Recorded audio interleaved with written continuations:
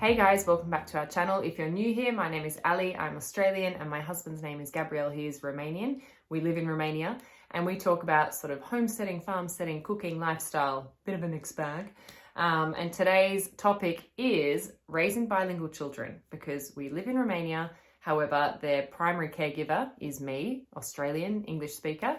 So yeah, I just want to share a little bit about our story and then I'll tell you what we've done to help with the bilingualness, and then also like the pros and the cons of raising bilingual children. Stay to the end if you're keen for that as well. Okay, so let me set the scene or tell you a bit of context. We have a 3-year-old and a 4-month-old. We've been living here for 4 years.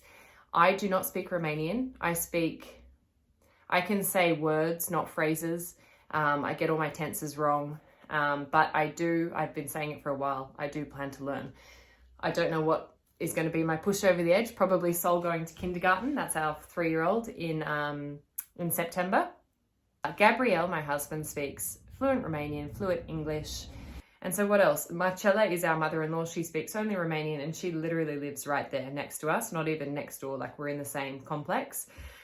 So Sol and Christos has and will be exposed to her Romanian, Gabriel's Romanian, and my English. Now, what we've done, we didn't plan this. This is just what happened naturally.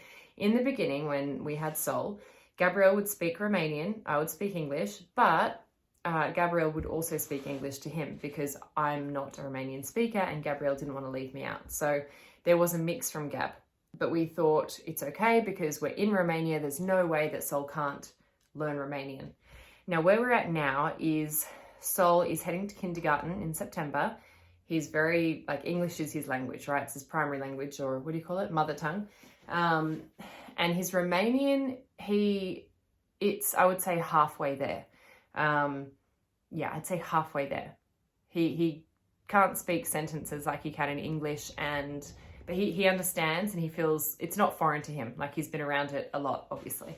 There are 2 different concepts that you can use when raising bilingual children. One is the heritage language system where at home, say if we were all Romanian, we would all be speaking Romanian, and then if he went to school and say we were in London, then he'd be learning and listening to English at school. The other concept you can use is one person, one language, which is essentially what we've done.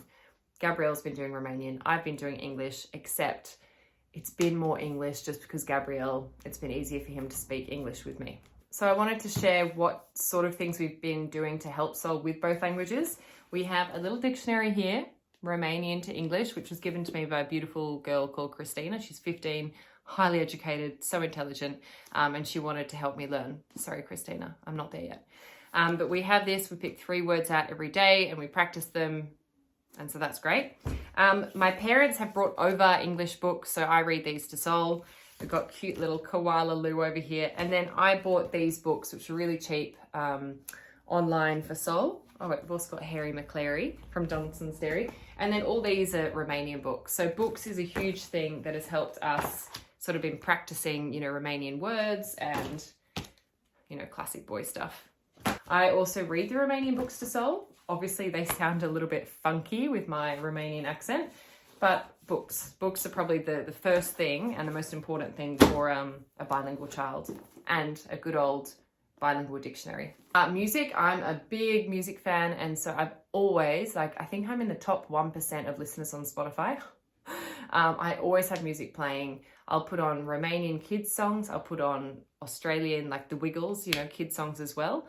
And actually, it's worth mentioning, before Sol was 2, I'm so sorry because it is so not recommended, he watched cartoons. When he got to 2 years old, all of a sudden I sort of got into my motherhood rhythm and was like, I can do this, I don't need screens. So now he watches no screens, but he did watch screens before, and that probably did actually help him with hearing more language, to be honest, as much as they say it's not great for their neurological, development.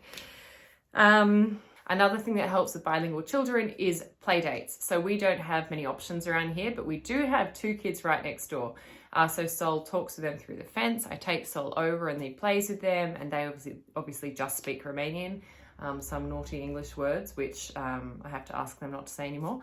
And we have a couple of other friends, but we don't see them that often. So play dates haven't been regular, but if you can, do play dates for sure.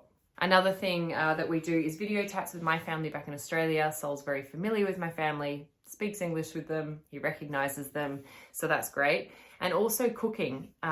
We do cooking, and I will ask Sol, what are the ingredients in this? And he'll tell me the ingredients in Romanian and English. So, you know, I just sit him on the bench and we cook together, and I try and get him to recite what ingredients we put in. Just that obviously helps his memory as well. Now, I also wanted to mention what else you can do if you have access to these sorts of things. I don't. It's not that where I live doesn't have them, but I don't drive, and I basically just stay here all the time. Maybe once a week we'll go to Lidl, and that's my outing.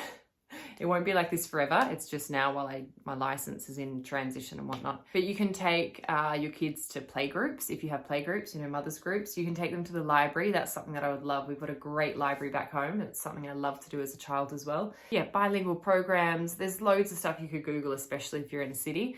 But I suppose what I've mentioned is just what is available in small village town Romania. So now I want to share some of the cons with you about raising bilingual children. I think the cons only affect them in the beginning of life. I think later on it's not an issue, because if you meet any Romanian person or anybody that speaks more than one language, they're so intelligent, so switched on. You can see their neural pathways are like boop boop boop boop boop.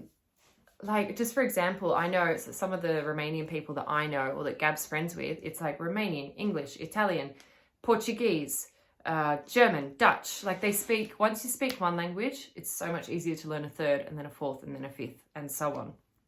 So some of the cons are language confusion when they're younger, or possibly delayed language development, which Sol may have had. He was a late speaker according to what's normal. And because of that, if he was at school, it could have caused social difficulties. So they're the cons. There's not many, but it's not something that is going to hold you back forever.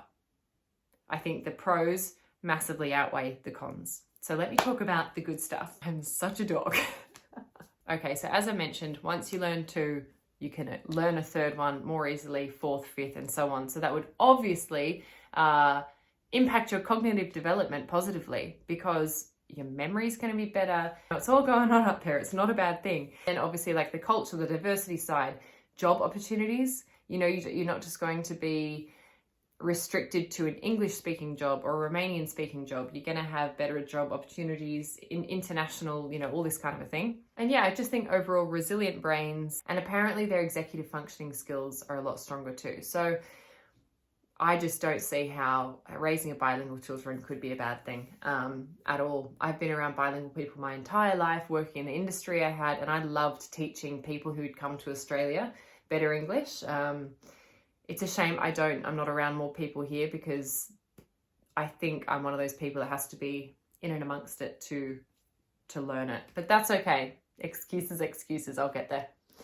So that's it, guys. I don't want to keep you any longer. 12 minutes. I've recorded 12 minutes, probably edit that down to 10 or something because of the waffle. Another thing that I forgot to mention, these behind me, I set the scene for my YouTube video. These are things that were given to us secondhand, but it's got all of the Romanian animals and the Romanian names underneath, because Sol knows them in English. So we've got those up, we've got fruit on the wall. Yeah, that sort of a thing. So that's all for today, guys. If you have any questions, because I probably haven't answered everything and I probably haven't covered everything, and I would love to know your experiences too. And if you're raising bilingual children, if you have any better ideas for us and your experiences. If you like chatting with me, just press like, subscribe, all those things, because it helps the algorithm and it will help us find our little online community. So yeah, I know everyone's busy. Thank you for watching. Thank you for supporting us. And oh my gosh, it's like I've won a gold medal or something. And I'll see you next time.